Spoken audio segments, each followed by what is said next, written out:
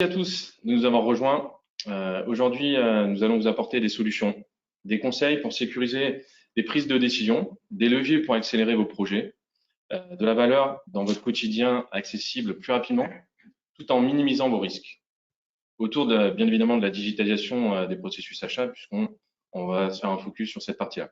Donc sur les 10 premières minutes, nous allons se remettre à jour sur les fondamentaux autour des achats, donc la fonction achat, les tensions, que ce soit les processus, les challenges qui sont, et également toutes les parties prenantes qui sont impliquées de façon directe ou indirecte autour de cette fonction. Puis dans la seconde partie, nous allons détailler les étapes clés pour lancer un projet de digitalisation en s'appuyant sur des solutions innovantes et des méthodologies SaaS. Et enfin, comme Vincent l'a dit tout à l'heure, on finira par les fameux temps des questions. Donc n'hésitez pas, sur la partie droite, vous avez une petite section questions. Donc n'hésitez pas à nous partager vos questions sur lesquelles nous serons amenés à vous répondre. Alors attendez, on est dans la logistique, on essaie de faire passer des slides. C'est bon. Donc je suis Nicolas Frodon, responsable des partenariats chez Proactis, et je suis accompagné aujourd'hui de Vincent Martegut, associé chez Axis. Bonjour Vincent. Merci, merci pour l'invitation. Donc, je suis Vincent Martegut, je suis associé dans l'équipe achat d'Axis Consultant et ça fait 20 ans que j'accompagne les directions achats dans leur transformation, que ce soit sur des sujets d'organisation, de mode de fonctionnement, les processus et bien sûr la digitalisation qui est un point phare depuis les 5-10 dernières années. Alors, dans le tirage au sort, il a été défini que c'est Proactis qui commence la présentation. Donc, Proactis, qu'est-ce que c'est? C'est un éditeur de logiciels source to pay qui va de la sélection des fournisseurs jusqu'au paiement, spécialisé pour les ETI notamment. On a aujourd'hui plus de 25. Alors, est-ce que la connexion est bonne? Vous entendez toujours bien? Alors, attendez, on va juste regarder, vérifier, parce qu'on a eu un petit warning de souci. OK. Très bien, donc on continue. Donc, pardon. Donc, Proactis, c'est un éditeur de logiciels. Donc, ça fait plus de 25 ans qu'on a développé cette expertise. On a plus de 1100 clients aujourd'hui qu'on a accompagnés, dont certains sont avec nous depuis plus de 15 ans. On a également 2 millions de fournisseurs qui transitent dans nos réseaux. Et par le biais de mon rôle, notamment responsable des partenariats, on a démarré à développer un écosystème autour de Proactis, justement, pour pouvoir apporter des solutions, que ce soit aux entreprises acheteurs ou également aux fournisseurs, pour devenir vraiment une notion de partenaire dans cette relation acheteur-fournisseur. Et également, par le biais de cet écosystème, on a développé 2 offres qui sont autour de la réforme de la TVA et également sur la partie achat responsable. Donc, on nous a mis à disposition un petit sondage. N'hésitez pas à répondre pour savoir si vous êtes intéressé par l'une de ces 2 offres ou voir les deux. Et nos équipes seront en mesure de vous apporter plus de détails. Et dans cet écosystème, également, il y a des conseils. Et donc, c'est pour ça qu'aujourd'hui, on est avec Vincent, qui va présenter son activité à son tour en termes de conseils. Merci Nicolas. Axis Consultant, c'est un cabinet qui a été créé en 1987, qui est basé en France. On est à date 210 consultants. On va clôturer autour de 30 millions d'euros de chiffre d'affaires cette année. On est construit autour de 4 expertises. La transformation de la fonction achat, sur laquelle je reviendrai un peu plus tard. Notre pendant sur le volet finance, tous les sujets autour de la clôture, de la facturation électronique, la réforme qui pointe son nez. Et puis des sujets un peu plus transverses comme le change management, l'adoption, avec une vraie capacité à monter des dispositifs pour favoriser la réussite des transformations. Et puis une équipe dédiée au digital data. On y range toutes les problématiques autour du marketing, du CRM, de l'expérience client et également de structuration et gouvernance de la donnée. On a également 2 filiales, une spécialisée sur tout ce qui est politique et digitalisation des sujets de politique voyage et notes de frais, c'est Axis Odyssey. Et puis Neosite, qui est un pure player SAP, donc dans la recommandation pour lancer un projet SAP jusqu'à dérouler la mise en œuvre. Et enfin, on a ce qu'on appelle nos assets, Axis Université, qui est un organisme de formation en interne comme en externe, puisqu'on est certifié Calliope, et également un peu une agence de com interne qui est en charge de production de contenus digitaux, que ce soit des e-learning, que ce soit des vidéos animées, des interviews. Ils ont une vraie capacité et un vrai savoir-faire sur le montage et tous les aspects digitaux qui peuvent permettre de favoriser l'adoption, encore une fois, tout en baissant le point mort du change management. Si on, pardon, si on zoome sur l'aspect transformation de la fonction achat, on a une cinquantaine de consultants, on va faire 7 millions d'euros de chiffre d'affaires. On a un portefeuille de clients multisectoriels, des clients qui sont à la fois grands groupes, à la fois ETI. Et notre terrain de jeu, c'est ces 4 contextes. L'agilité de la fonction achat, c'est tout ce qui tourne autour de l'organisation et de la maturité de la fonction et comment on va la faire évoluer. C'est également tout ce qu'on met derrière l'excellence opérationnelle avec la refonte des processus S2P, SRM, et puis tous les sujets de risk management, tous les sujets autour de la RSE très, très prégnants en ce moment. Un autre sujet, un autre terrain de jeu sur la professionnalisation des équipes, depuis l'évaluation des compétences jusqu'à la construction d'un plan de progression, d'un plan d'évolution de ces compétences, et puis, bien sûr, le change management et les formations. Et enfin, le gros sujet, comme je le disais tout à l'heure, la digitalisation des processus, et c'est un peu ce dont on va parler aujourd'hui, avec les phases très en amont sur le cadrage des besoins, l'accompagnement à la sélection, et puis ensuite la mise en œuvre des projets aux côtés de nos clients, tant sur un registre AMOA que parfois intégration sur certaines solutions. Yes. Merci Vincent pour ces explications. Donc maintenant qu'on a fait la partie administrative, on va entrer un petit peu sur justement les bases et cette fonction achat avec différents éléments qu'on va partager. Donc je te laisse Vincent commencer. Ouais, l'idée en guise d'introduction, c'est de faire un peu un panorama d'une tendance. On voit bien là depuis 2-3 ans, les fonctions achats sont quand même très exposées, ont été très sollicitées. Il y a des tensions sur la chaîne d'approvisionnement, il y a des risques toujours plus importants à mesurer, à mitiger. Il y a des enjeux de maîtrise des coûts, des enjeux RSE, évidemment une pénurie de talents, ce qui ne facilite pas la donne, et puis une pression réglementaire qui augmente de plus en plus fortement. Ce que ça évoque, c'est que toutes ces crises, toutes ces tensions font que les directions achats, aujourd'hui, elles doivent mettre en place des modes de fonctionnement internes comme externes et s'outiller pour arriver à faire face et surtout à avoir des bonnes données et de pouvoir prendre des bonnes décisions ou aider l'entreprise à prendre les bonnes décisions de plus en plus vite.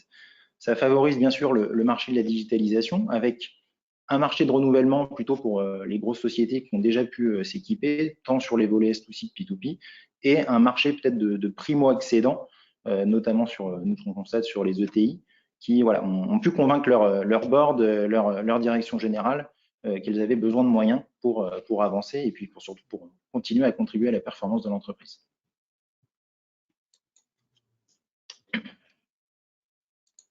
La réactivité sur les slides n'est pas au rendez-vous. Rentrons un peu plus dans le sujet sur les processus. Qu'est-ce que veut dire achat en termes de processus? Vous avez sûrement dans votre entreprise un ERP qui est assez horizontal, qui peut toucher toutes les parties de vos activités en termes de CRM, de RH, de paye, de comptabilité, etc. Le SI achat qui porte généralement ces processus achats et donc du pilotage de la dépense et donc la maîtrise de la dépense dans une entreprise apporte une verticalité et une profondeur à votre ERP et donc aux personnes qui sont en charge de ces processus. En termes d'étapes du processus, donc ça va de la sélection à la recherche de fournisseurs. On va ensuite jusqu'à la négociation et la contractualisation en passant par l'appel d'offres, bien évidemment, et donc jusqu'à la contractualisation, donc ce qu'on appelle dans le jargon des achats le S2P. À l'issue de ça, une fois que vous avez contractualisé avec un des fournisseurs, l'idée c'est de mettre à profit et à disposition de tous vos collaborateurs les produits et services qui sont en capacité de proposer avec les tarifications et les délais que vous avez pu négocier avec eux, au travers d'une marketplace par exemple, et on va ensuite gérer toute cette partie de communication avec le fournisseur, de la commande jusqu'à la réception avec différents types de documents pour valider une commande et la réception. Une fois qu'il y a eu la réception, on rentre sur la partie facturation pour valider une facturation et lancer le paiement. Bien évidemment, tous ces processus sont supportés ou accompagnés d'une certaine façon par du pilotage et une stratégie. Donc, c'est une stratégie d'achat qu'on va mettre en place et qu'on peut définir. Et donc, justement, là, les conseils comme Axis sont également là pour justement accompagner et vous accompagner dans ce type de travail. Si vous voulez bien évidemment plus d'informations sur la partie complémentarité avec un ERP, puisqu'encore une fois, on ne va pas remplacer l'ERP, on a besoin de l'ERP, donc n'hésitez pas à nous solliciter, on sera en mesure de vous partager plus d'informations par rapport à ça. Il y a une vraie approche complémentaire entre les deux. En effet, on pourra y revenir une autre fois. Le lien avec notre sujet, on parle de digitalisation des achats, on parle de réussite d'un projet de digitalisation achat, et on a voulu, nous, ce matin, avec Nicolas, aborder le sujet de l'intelligence collective. Alors, on ne va pas faire de philosophie très poussée, mais l'idée, c'est de dire que par intelligence collective, on entend un peu la capacité des différentes parties prenantes de ce projet de digitalisation à se mettre ensemble, à discuter, à échanger, à être d'accord, à ne pas être d'accord, mais en tout cas, à mettre un peu leurs points sur la table, que ce soit leurs attentes, leurs contraintes, pour que derrière, on construise un projet qui a du sens pour l'entreprise. Et pour que ce projet il ait du sens pour l'entreprise et que la transformation, elle prenne au fur et à mesure, il s'agit bien à un moment que les gens se disent où ils en sont, ce qu'ils veulent, et qu'on remette, nous, et ça peut être notre rôle, remettre en perspective en fait ce qui se joue pour l'entreprise avant de se jouer pour chacune des parties prenantes dans le projet. Et le lien est vite trouvé. Donc, dans le travail qu'on a pu faire pour justement organiser ce webinaire avec Vincent, moi, j'ai constaté depuis que je suis arrivé dans ce domaine l'année dernière des achats, il y a énormément d'études et la dernière en date a été portée par le SNA fin décembre et les résultats ont été communiqués en janvier 2023, donc c'est assez récent, qui démontre aujourd'hui que les ETI, plus de 50% des ETI, n'ont pas le temps, n'ont pas les ressources nécessaires pour adresser ces sujets autour des achats au sein de leur entreprise. Donc c'est un élément qui est assez important, puisque c'est eux qui ont besoin le plus de structurer, d'industrialiser, de définir des approches. Malheureusement, ils sont contraints par ces contraintes de temps et de ressources. Vincent, je vais te laisser la main pour éventuellement présenter d'autres éléments à prendre en considération qui sont les facteurs d'échec. Voilà, juste une petite stat. Alors ça, c'est basé sur nos benchmarks et notre historique projet. Ça fait 20 ans qu'on fait des projets dans la fonction achat.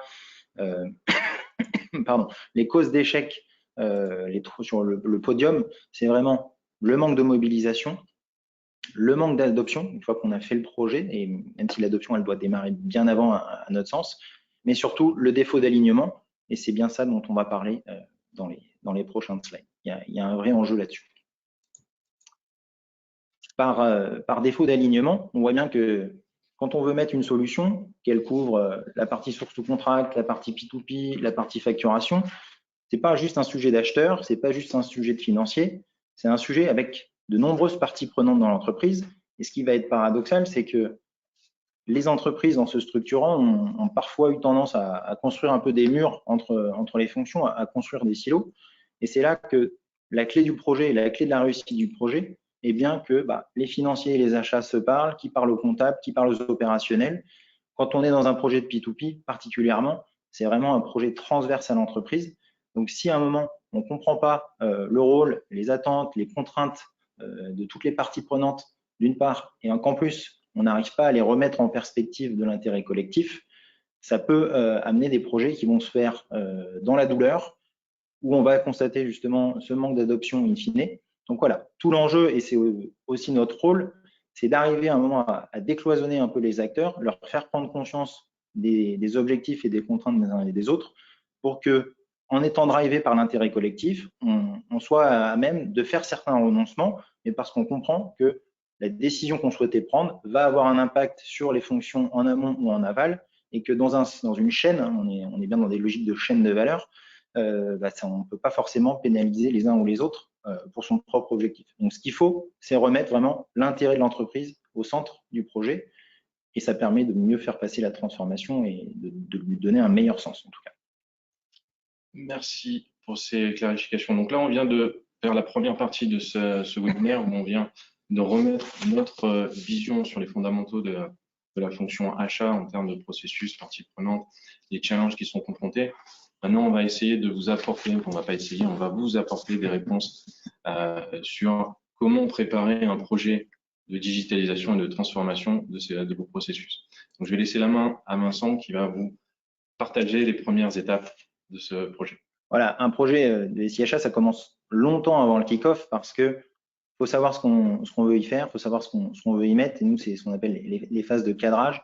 On va bien délimiter quels sont les objectifs, Mais au-delà de ces objectifs, finalement, c'est quelle est l'ambition achat et achat-finance en matière de P2P et d'engagement de dépenses, et de le relier, comme je le disais précédemment, à l'objectif de l'entreprise. Donc, il y a un vrai sujet dès cette phase d'alignement entre la stratégie de l'entreprise et comment ça doit se décliner en termes d'ambition sur toute cette chaîne d'engagement de dépenses. C'est un point clé, c'est parfois là où il ne va pas y avoir de désaccord, mais honnêtement, si ça dérive à cet endroit-là, il se peut que le projet atteigne pas ses objectifs, ou en tout cas les objectifs tels qu'ils ont été préconisés au départage. Donc c'est là que nous, on a un rôle aussi pour faire que tout le monde communique, s'oriente et converge vers une cible, certes peut-être pas parfaite, mais en tout cas une cible réaliste qui va tenir compte des enjeux des uns et des autres. Et malheureusement, j'ai le mauvais rôle aujourd'hui. On a constaté, et je suppose que vous avez aussi déjà vécu ces étapes, si le budget n'est pas forcément complet ou assez bien détaillé, où on implique assez tardivement les parties prenantes, des fois on a un rejet, un refus en fait de ce budget, donc on repasse à la case zéro. On peut également rencontrer ce scénario au moment où on doit décider de se lancer avec un éditeur pour différentes raisons, des priorités. Les parties prenantes n'ont pas été impliquées au début ou dans tout ce processus, ou également il y a des nouveaux besoins qui ont été définis, et comme on essaye d'avoir tous les éléments avant de se projeter et de se lancer dans un projet, et malheureusement des fois il y a un no-go qui est décidé en interne, et donc ça reporte le projet à ultérieurement, où on le split en plusieurs éléments. Bien évidemment, il existe plusieurs et une multitude de projets qui vont à leur terme. Nous, on décide de lancer le projet de digitalisation, et donc là, on va rentrer maintenant. Vincent, je vais te laisser présenter. Alors juste, vous voyez un sondage également qu'on nous a partagé, c'était par rapport à ces éléments qu'on vous explique de retour arrière. Est-ce que vous avez été confronté ou pas à ce genre de situation dans votre carrière ou éventuellement dans votre entreprise actuelle? C'est intéressant à pouvoir le partager. Donc, je vais laisser la main à Vincent qui va maintenant nous expliquer le projet d'implémentation d'une solution SIAG. Juste pour une dernière reco, il vaut mieux passer plus de temps sur le cadrage, quitte à prendre un peu de retard, parce que voilà, s'aligner à ce moment-là va vous faire gagner du temps après. Derrière, c'est un projet qui va demander des ressources, de l'effort humain, qui va demander des ressources financières.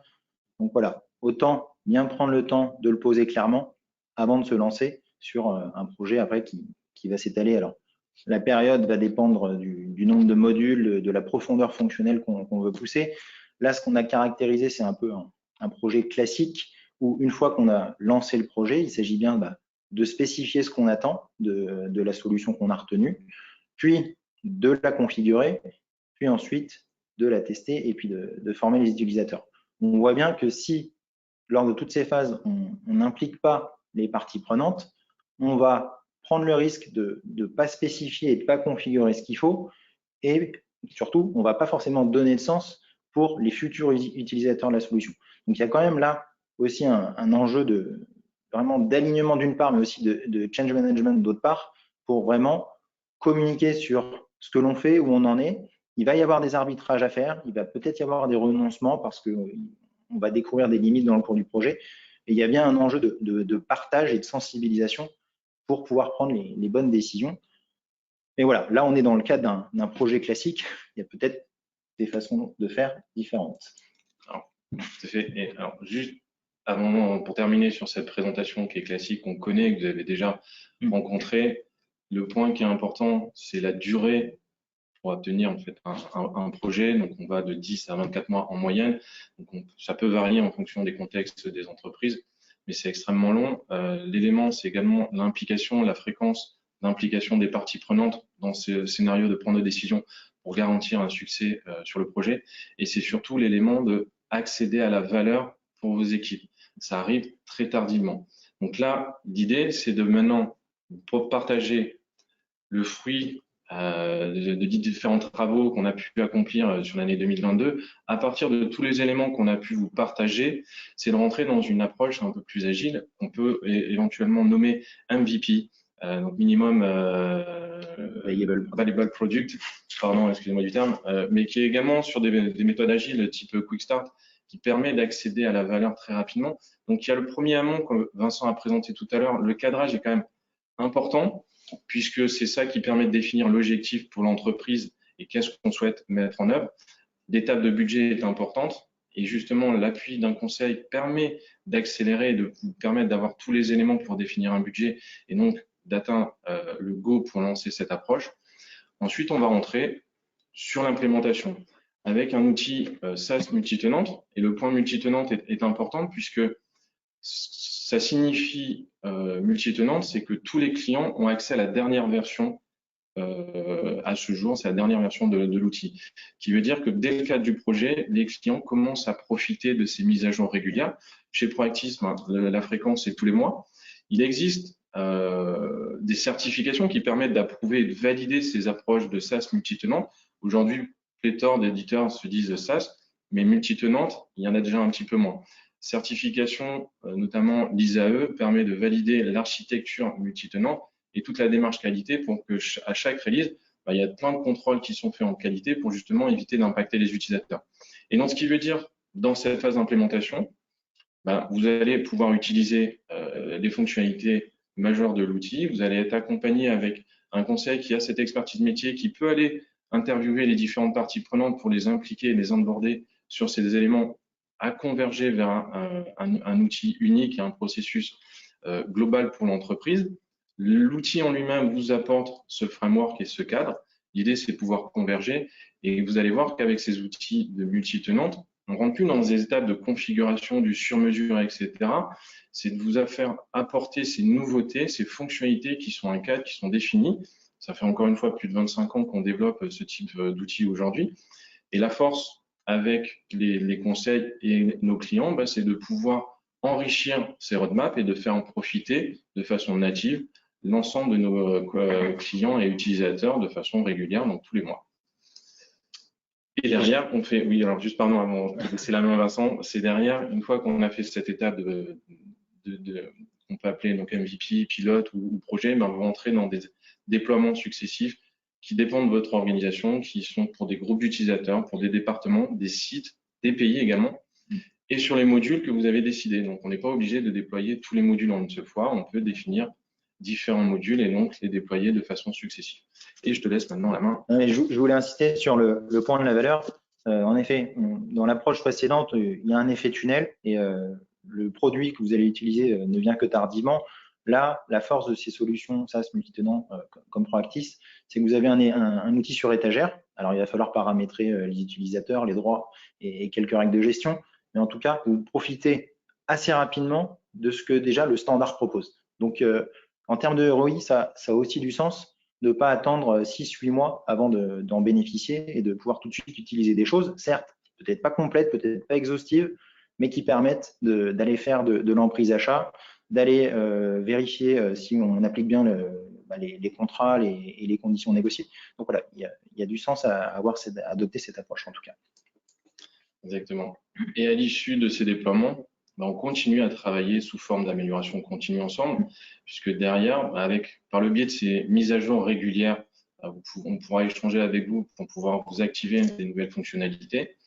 Vous pouvez également recueillir les commentaires et le feedback de vos utilisateurs pour qu'on puisse échanger ensemble, pour qu'on puisse également influencer ensemble sur la roadmap de produits et en faire profiter l'ensemble de nos clients des différents feedback qu'on peut avoir. Et bien évidemment, l'idée, c'est de pouvoir étendre les périmètres sur les modules, justement, pour vous accompagner en fonction de votre maturité sur tous les processus achats, notamment.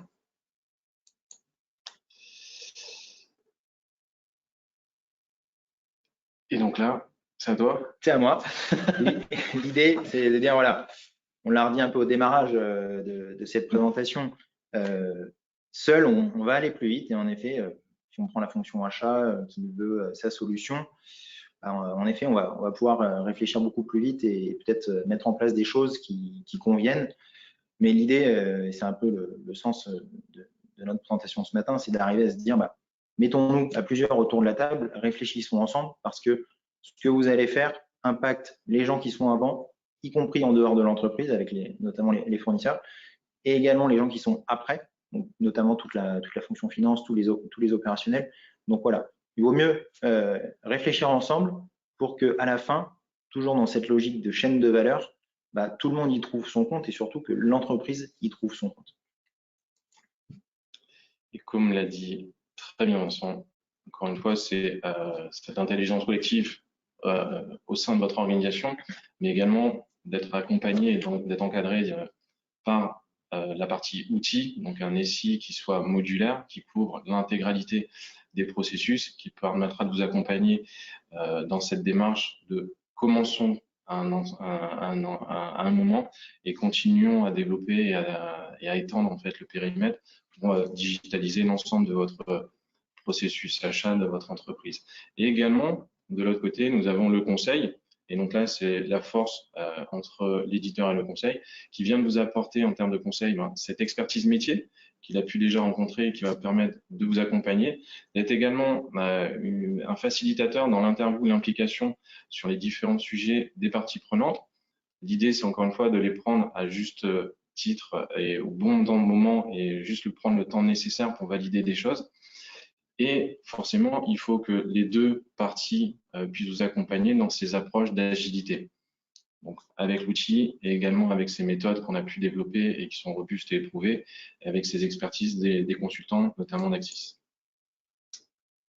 En termes de conclusion, je souhaitais vous faire passer aujourd'hui comme message, c'est que à partir de ces solutions, il y a la méthode classique, mais à partir de ces nouvelles approches qui mettent à profit les outils et les solutions SaaS multitenants, vous pouvez accéder à la valeur plus rapidement pour vos équipes dans vos quotidiens. Également, il faut être associé avec des méthodes qui sont robustes et qui sont éprouvées. C'est pas juste un logiciel qui va faire tout, c'est pas vous tout seul qui allez faire l'ensemble.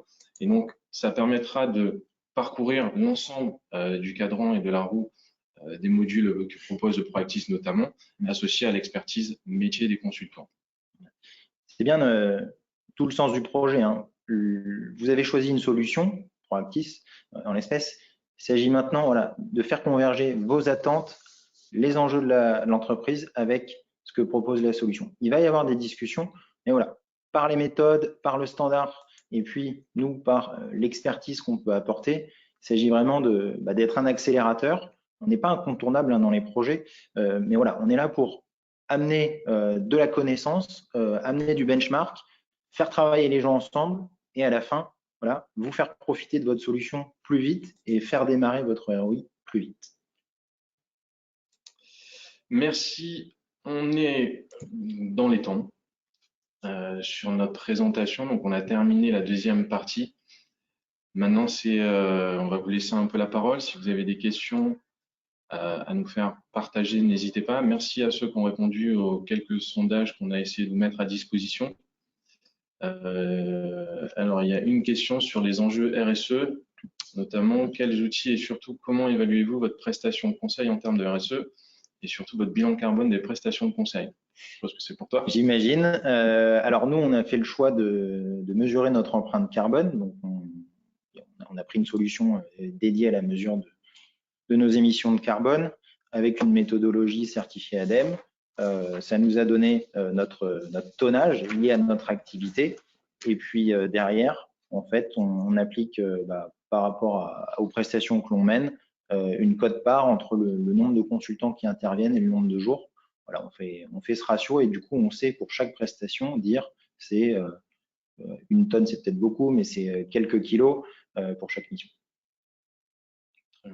Sur ce point de la RSE, c'est bien un sujet qui bouge, un sujet sur lequel aussi vous avez planché. Exactement. Donc, déjà, nous également, on est engagé dans une démarche RSE. On est en train d'affiner et de calculer le bilan carbone de l'utilisation de notre logiciel qui permettra justement aux entreprises de pouvoir intégrer en tant que fournisseur Proactis dans leur scope 3 le poids carbone de l'utilisation des logiciels Proactis. Donc, on espère finaliser, avoir une version validée par le groupe et par des experts externes sur le premier trimestre ou premier semestre de cette année. Donc, on est impliqué dedans. Et également, par un de mes rôles, qui est aujourd'hui d'étoffer ce catalogue de services par le biais de partenaires, mais également via notre roadmap, c'est d'apporter des solutions aux acheteurs pour pouvoir accompagner ces fournisseurs à calculer ce poids carbone de fabrication ou de logistique. Donc, on a différents partenaires aujourd'hui qui peuvent accompagner ces fournisseurs soit en termes de conseils, soit avec des outils simples, avec des approches qui sont gratuites également, puisque c'est une de nos volontés de pouvoir proposer des services qui n'engendrent pas des coûts et des coûts pour tout le monde.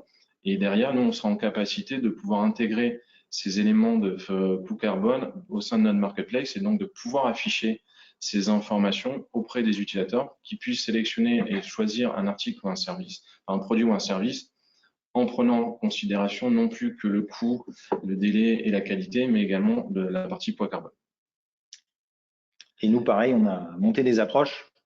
C'est un sujet pour les fonctions achats de connaître un peu l'empreinte carbone qu'ils font entrer dans l'entreprise finalement en achetant des produits ou des services. Donc, il y a des approches aussi à monter pour communiquer auprès des fournisseurs, identifier les priorités, avoir une mesure, famille par famille, fournisseur par fournisseur. Il y a des référentiels qui existent. Il y a aussi des trous dans la raquette. C'est un peu le problème que l'on rencontre aujourd'hui. Donc, voilà, on a mis en place des méthodes un peu alternatives pour, à la fin, avoir un peu un tableau de bord de la décarbonation. L'idée n'est pas de stigmatiser tel ou tel fournisseur. L'idée est plutôt de se dire, il y a les critères coût, qualité, délai. Et maintenant, on a un critère en plus, c'est l'empreinte carbone. Ça pourrait être aussi l'empreinte sociale de l'entreprise. En tout cas, ça devient un facteur de choix. Quand j'achète 1 euro pour tel produit ou service, j'achète aussi X tonnes de carbone. Il faut en faire un élément de choix, un élément de discussion dans l'entreprise. Parfois, on va privilégier le prix. Parfois, on va peut-être privilégier le tonnage carbone. Voilà. Encore une fois, ça retrace le lien avec les enjeux de l'entreprise. Mais ce qui compte, c'est d'avoir les éléments objectifs pour prendre les bonnes décisions. Et les outils digitaux permettent d'objectiver ça notamment. Il y a une autre question, c'est sur le slide sur les principales raisons de l'échec d'un déploiement. Je pense que tu peux revenir sans forcément le représenter, mais sur les 3 raisons que nous, on a identifiées par ton expérience et expertise, que ce soit Axis, mais également nous en tant qu'éditeur. Il n'est pas rare qu'on soit appelé par des projets qui ont déjà démarré, mais qui sont arrêtés, où il y a une situation de crise plus ou moins forte. Voilà. Pourquoi ça coince de temps en temps? Manque de mobilisation, on l'a dit. On a besoin des clients. On ne peut pas faire le projet, que ce soit Proactis ou que ce soit Axis tout seul, ou juste tous les deux. À un moment, il nous faut des sachants qui vont nous aider à comprendre ce qui se joue pour leur entreprise, quels sont leurs enjeux. Et voilà, si on n'a pas les bons acteurs, si on n'a que certains acteurs, si on n'a que les acheteurs ou que les financiers, voilà, ça peut coincer. Il y a les sujets, bien sûr, d'alignement, on en a parlé. Si on n'arrive pas à donner du sens aux changements que l'on va préconiser et qu'on va mettre en place via une nouvelle solution, via un nouveau module, pardon, et puis du coup, l'impact que ça a sur l'organisation et les processus, il va y avoir des résistances et il va falloir les traiter, sans quoi c'est le blocage et c'est le manque de ROI. Et enfin, quand on prépare le projet, puis quand on le déploie, il faut expliquer. Il faut expliquer pourquoi on a changé, ce que ça va apporter en plus. Parfois, il y a des changements qui sont un peu durs à admettre, mais comme je l'ai dit juste avant, parce qu'il y a un bon alignement et parce qu'on comprend que ça sert en fait l'intérêt général, à ce moment-là, les décisions et les choix peuvent passer plus facilement. Donc voilà, il faut travailler sur l'adoption. C'est pas forcément toujours clé en main. Il y a des gens qui travaillent depuis 20 ans de la même manière et c'était très pratique et on peut tout à fait le comprendre. C'est juste qu'il faut vraiment aller expliquer, faire de la pédagogie pour comprendre le pourquoi du changement. Et oui, on pourra après transmettre les slides. Et c'est pour ça le fait d'avoir ces nouvelles approches et de les mettre en œuvre, d'utiliser et d'accéder à l'application le plus rapidement possible et de commencer petit et de continuer à évoluer, permet également d'impliquer les parties prenantes de façon progressive, puisqu'encore une fois, rien n'est acté, tout est à construire de façon régulière. L'appui du conseil permet justement, encore une fois, comme on l'a dit tout à l'heure, d'aller discuter en one-one avec chaque partie prenante sur une thématique et d'arriver à convaincre tout le monde de rentrer dans le même cadre en termes de processus pour l'entreprise et de remettre au goût du jour l'objectif de l'entreprise. Il y a une autre question qui est sur sur la partie dans ces approches-là, une fois qu'on a lancé le projet, qu'on n'a pas qu'on décide de pas déployer, c'est-à-dire qu'on n'est pas forcément satisfait. Grosso modo, je suppose qu'on dit que, j'ai un peu plus loin dans la question, qu'on a optimisé le temps par ce type d'approche, mais si à la fin l'outil ou l'approche ne convient pas, qu'est-ce qu'il en ressort? Donc, moi j'ai une partie de réponse, est-ce que toi tu en as un? Bah, dès lors qu'on est sur une approche un peu progressive, ce qu'on a dit, l'idée, c'est de vite bénéficier de certaines fonctionnalités. Et moi, j'y vois un autre bénéfice, c'est que parfois, on peut essayer de définir le process idéal, le process parfait et comment on le modélise dans la solution. Sauf que il vaut mieux démarrer avec un process rapidement et puis au bout de 3 mois se dire ok, maintenant que ça fait 3 mois que l'on travaille de cette manière, 3 mois, 6 mois, hein, mais de faire un vrai Rex et puis de se dire ok, bah finalement on s'est peut-être trompé, il faut peut-être rajouter une étape dans le process, il faut peut-être rajouter un acteur et du coup bah, faire évoluer. Donc il vaut mieux démarrer petit, expérimenter et puis ensuite se dire voilà, si ça marche, on généralise, si ça marche pas, c'est pas grave, on refait. Mais voilà, c'est la force de ces approches un peu modulaires. Donc entre démarrer vite, expérimenter, trouver de la valeur ou corriger, derrière, dans les deux cas, vous gagnez parce que ce qui se joue, c'est l'adoption de la solution, c'est le fait que les utilisateurs, ils vont poser leur téléphone, ils vont poser leur boîte à Outlook et ils vont travailler dans un système sur lequel vous avez investi. Voilà. Merci. Merci pour vos questions. Il y en a encore deux autres. Quelles ressources internes prévoir pour un tel projet? Quel indicateur en matière de quantifier la chose? Alors, il y a deux questions, du coup. Ouais, il y en a une troisième. Ressources internes, peut-être tu confirmeras, mais il y a bien sûr les acteurs métiers. Si on parle d'un projet P2P, nous, on conseille régulièrement, bien sûr, d'avoir les achats, mais pas que. Il faut des comptables, des contrôleurs de gestion, globalement des financiers, éventuellement du contrôle interne, parce qu'il y a des règles en matière de ségrégation de tâches et de traçabilité, d'auditabilité. Il y a bien sûr la DSI, parce qu'à un moment, ça a beau être une solution SaaS, il va falloir la faire entrer dans l'écosystème et dans la toile de l'entreprise. Il y a des liens avec l'annuaire, il y a des liens avec des référentiels. Donc voilà, il y a beaucoup d'acteurs.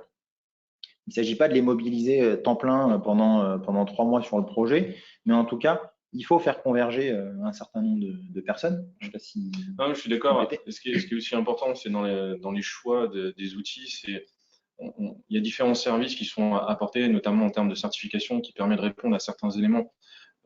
Pour la DSI, justement, c'est leur dire voilà toutes les sécurités nécessaires, toutes les certifications que sont proposées des éditeurs.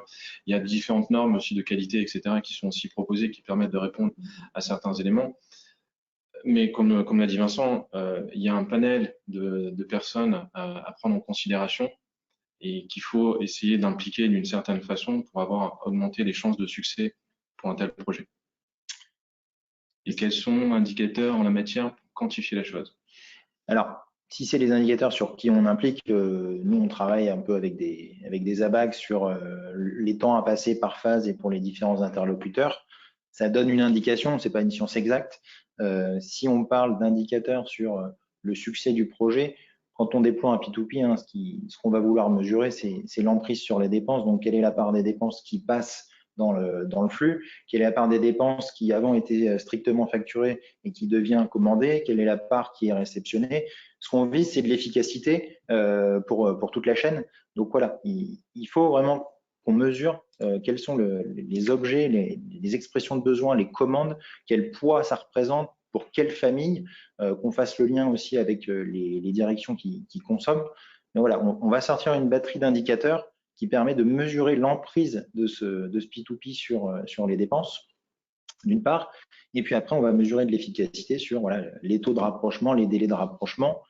Mais la première clé, et s'il devait y avoir qu'un seul indicateur, c'est de vite comprendre quel est le pourcentage de dépenses qui passe dans ce flux de P2P, pour après aussi comprendre s'il y a des problèmes de change management, si c'est des problèmes de configuration, et puis corriger le tir.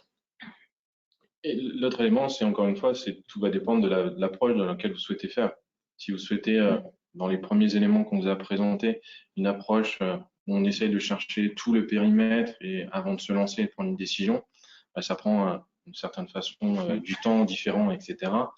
ou de l'autre côté, de se dire, bah oui, mon objectif, c'est d'aller couvrir l'ensemble de ces processus achats. En revanche, ma priorité pour le moment, c'est tel module, enfin tel processus, la partie sourcing de fournisseurs, ou je sécuriser la commande, ou la réforme de la TVA, notamment sur la partie facturation électronique. Eh ben, on peut démarrer de ce biais-là et vous allez voir que les indicateurs n'ont pas la même valeur à la fin. Et justement, sur notre question qui va peut-être faire la transition, c'est dans les proches qu'on a présentés, justement de MVP d'approche d'agilité, pardon, est-ce qu'il faut aussi obligatoirement un conseil pour accompagner l'éditeur? La réponse n'est pas forcément oui, obligatoire. Et, bah oui, il faut te coincer un petit peu. Donc la réponse n'est pas forcément oui, c'est obligatoire. Selon votre organisation, selon les ressources, selon la disponibilité que vous avez, vous pouvez faire le travail. En revanche, j'essaie de défendre la prestation de Vincent. Le conseil, cette expertise, qui a aussi des connaissances des solutions P2P, va vous permettre d'être un accélérateur dans ces éléments-là, dans ces réflexions, et va vous apporter son expertise justement pour définir un budget, pour aller spécifier, pour aller faire converger l'ensemble des différents acteurs vers un seul et même but, qui est le processus et les objectifs de l'entreprise. Éventuellement, je te laisse Oui, rebondir non, mais dessus. c'est bien ça. Et puis en plus, c'est aussi dans la relation, en fait, on est tous dans le même bateau, éditeur, conseil et puis client. Il y a un projet à réussir et après, on a une convergence d'intérêts.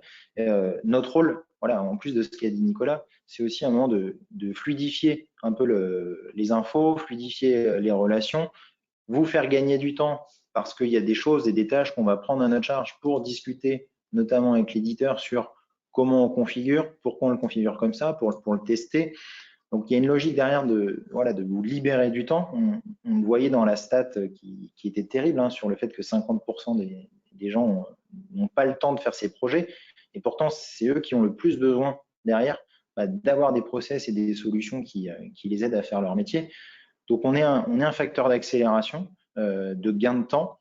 Et puis, voilà, on fait toute la journée des projets comme ça chez différents clients. Donc, on a un retour d'expérience qu'on peut partager. Après, on propose, on suggère. L'idée, c'est de vous faire prendre conscience de ce qu'il faut mettre en place pour réussir les projets. C'est pas de vous remplacer, entre guillemets. Yes. Je crois qu'on a fait le tour sur les questions et qu'on est dans le timing des 45 minutes. Merci beaucoup. Si vous avez d'autres questions, n'hésitez pas à nous contacter par la suite. Encore une fois, selon les offres, selon les méthodes, selon les services associés, comment on travaille entre Axis et Proactis justement pour vous apporter cette valeur rapidement. Donc n'hésitez pas, les deux équipes sont à votre disposition pour interagir avec vous et vous accompagner à lancer ces projets ensemble et vous faciliter votre quotidien dès 2023, donc dès demain. À très bientôt. Merci beaucoup pour votre attention. Au revoir.